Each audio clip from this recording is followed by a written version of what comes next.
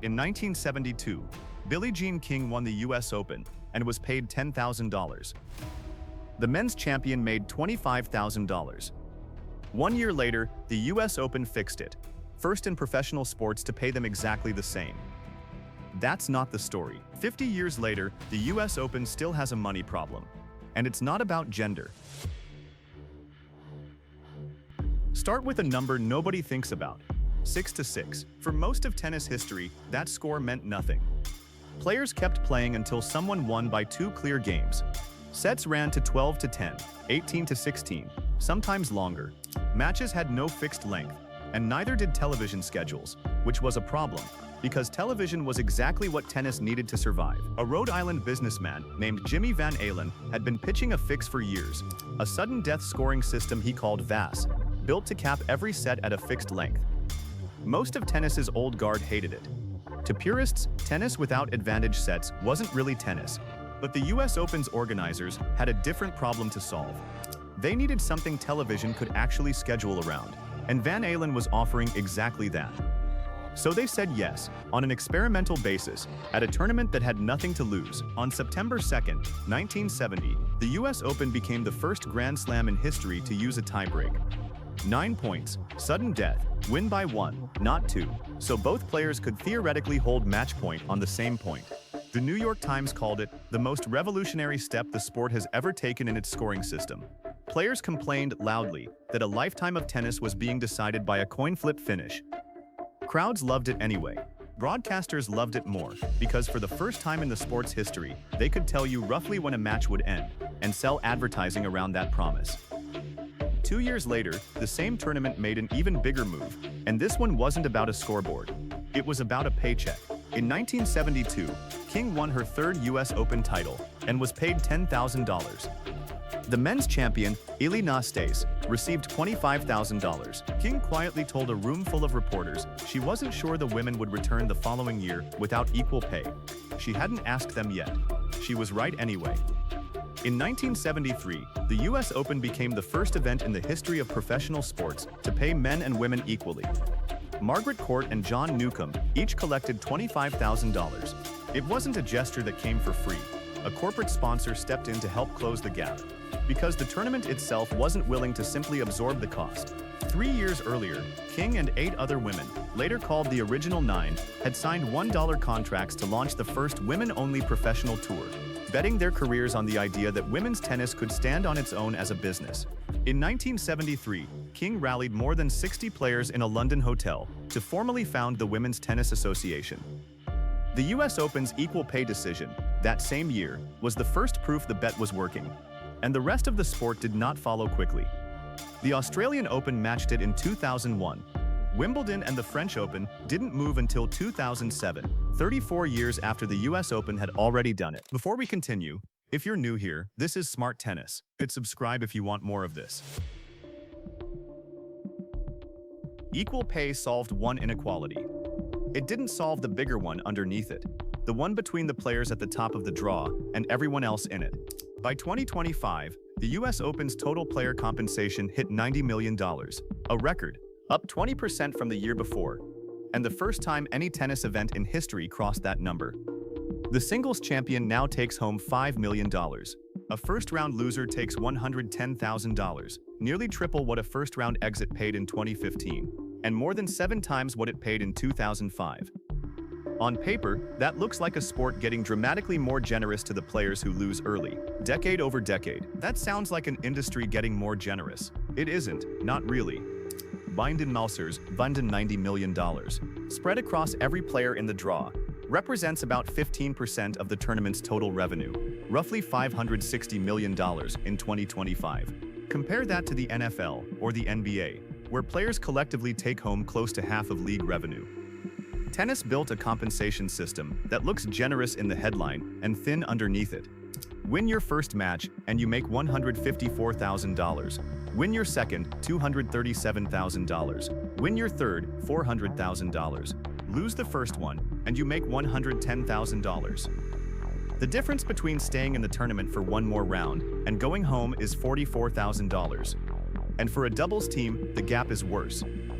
Doubles champions in 2025 split $1 million between two players, $500,000 each. The singles champion, playing alone, kept 10 times what a single doubles champion took home. The money paid for something though. Not just player checks, concrete and steel. In 2016, the USTA finished a $150 million retractable roof over Arthur Ashe Stadium. 2 panels, each weighing 1 million pounds, riding a 500-ton steel superstructure that can seal the building in under 7 minutes. 2 years later, they did it again at Louis Armstrong Stadium, a $200 million rebuild. The world's first naturally ventilated tennis arena with its own retractable roof.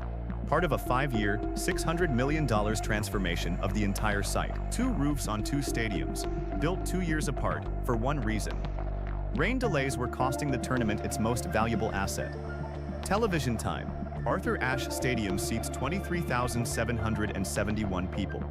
It is by capacity the largest tennis stadium in the world, which is exactly why its roof took longer and cost more than any other majors.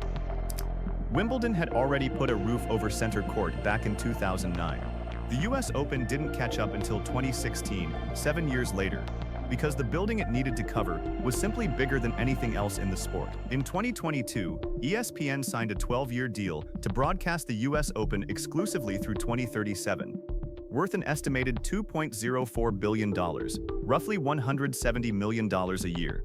That single year's broadcast fee, $170 million, is nearly double the $90 million the tournament pays every player in the draw combined. The deal is built around one specific block of time: the night session. Every match on Arthur Ashe starts at 7 p.m. Eastern, timed precisely for American prime time. No other Grand Slam organizes its entire broadcast identity around the evening the way the US Open does, because no other Grand Slam is trying to hold a US primetime audience against football, sitcoms, and the evening news. The tournament isn't just scheduling tennis anymore. It's scheduling television, and tennis has to fit inside it. Even the color of the court changed for the cameras. Until 2004, the US Open played on green DecoTurf, the traditional hard court color. In 2005, they switched to blue, not for the players, for high-definition television. Blue sits almost opposite optic yellow on the color wheel, so the ball reads cleaner on a screen. The surface itself was redesigned to serve the broadcast. And then there's the noise nobody chose. LaGuardia Airport sits less than 5 miles from Arthur Ashe Stadium, and since 1993, air traffic controllers have used a route nicknamed the Tennis Climb, originally designed to steer departing flights away from the tournament for those 2 weeks. It worked as a temporary courtesy for almost 20 years. Then in 2012, the FAA's next-gen system quietly made that flight path permanent, year-round, for residents living underneath it, long after the tournament that inspired it had packed up and gone home for the season. Noise near the courts can reach 81 decibels, as loud as a lawnmower, well above the World Health Organization's safety threshold. The agreement between the city and the USTA now allows the city to be fined up to $325,000 for excessive flyovers during matches. The tournament that built 2 roofs to control the sky above its own courts still can't fully control the sound coming through it. Every one of those decisions is still shaping the sport players walk into today. The tiebreak Van Halen sold to a skeptical tournament in 1970 is now standard everywhere, down to the deciding set. The US Open used it at 6-6 in a men's final for the first time in 2020. Electronic line calling followed the same pattern. The US Open phased out line judges between 2020 and 2022, replacing them with Hawkeye Live. And today, 3 of the 4 majors have eliminated line judges entirely. Only the French Open still uses humans to make the call.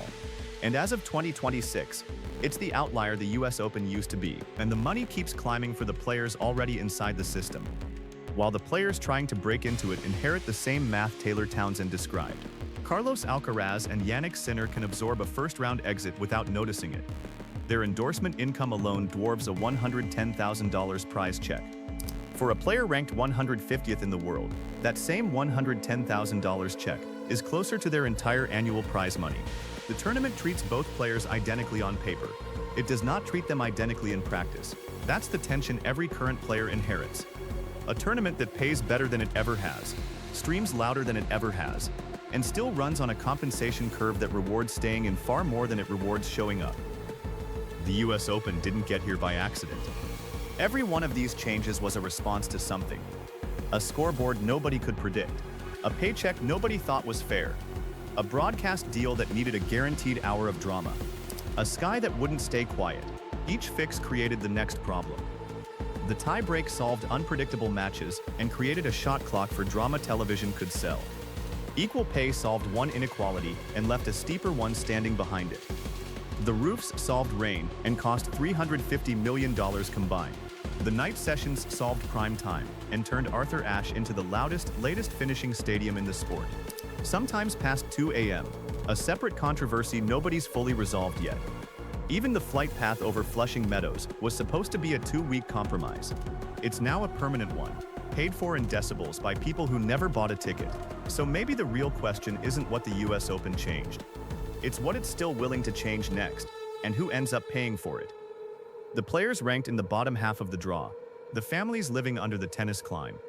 The next sport that watches tennis rebuild itself for television and decides to copy the blueprint. Let me know in the comments which one of these surprised you most. If you're new here, subscribe. This is Smart Tennis.